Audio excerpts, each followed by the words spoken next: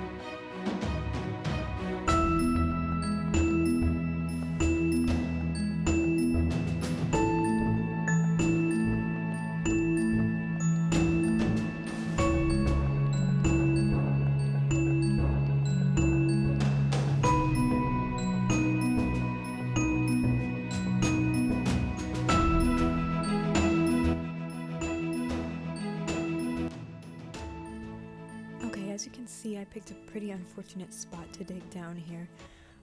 So when it becomes night again, I think I'm going to build a new mine somewhere else on the island. But now that it's day, I have a lot of stuff to take care of. I have to make sure I'm gonna have enough food, and hopefully that sheep grew its wool back so I can make a bed finally. First, I want to make a quick shield because I have no idea if there's any mobs outside. I'm hoping that I was far enough underground that they didn't spawn, but just in case, especially if there's any creepers or, well, really skeletons. I'm just worried about creepers because they don't despawn or set on fire during the day. The hard part for me is remembering to use the shield. In a regular survival world, it's pretty easy to just eat some food after you take damage, but obviously that doesn't work here, and I need to keep that in mind. Geez, I forgot I had all these blocks that I misplaced out here. Let me just get rid of them real fast because I want my house to at least not look hideous. Hopefully soon I'll be able to fix it up better. I better put a torch on the roof too because I don't want mobs spawning up there and jumping on my head when I come out in the morning. But now let's go see if we can find that sheep.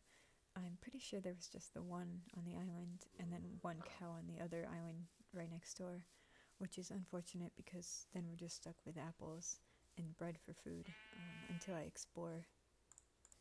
Which I'm hoping to boat out and see what I can find soon, but I definitely want to get some armor first and maybe stockpile some food because obviously just having a couple apples is not going to do it for a trip. Even if I do find other food, it's just, I don't want to risk that. Alright, so now I just want to deal with some of the resources here. Plant some more trees, cut down some of the ones that are left over here. I do want to light up everywhere on this island just because I worry so much about skeletons hiding under the trees, so hopefully that will at least lessen the chance of that happening.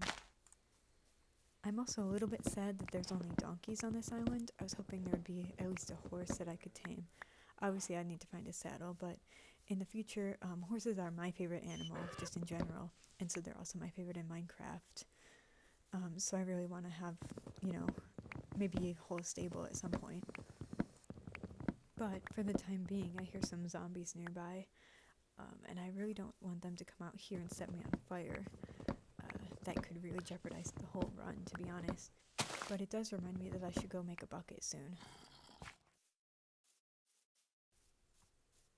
I wish these trees would drop me more apples.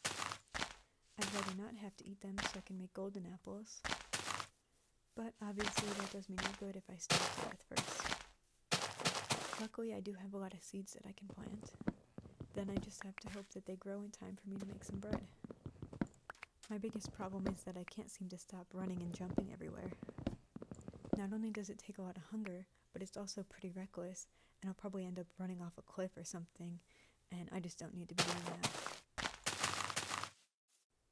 I'm trying to be really careful, but I'm still glad that we got so much done during our limited daytime.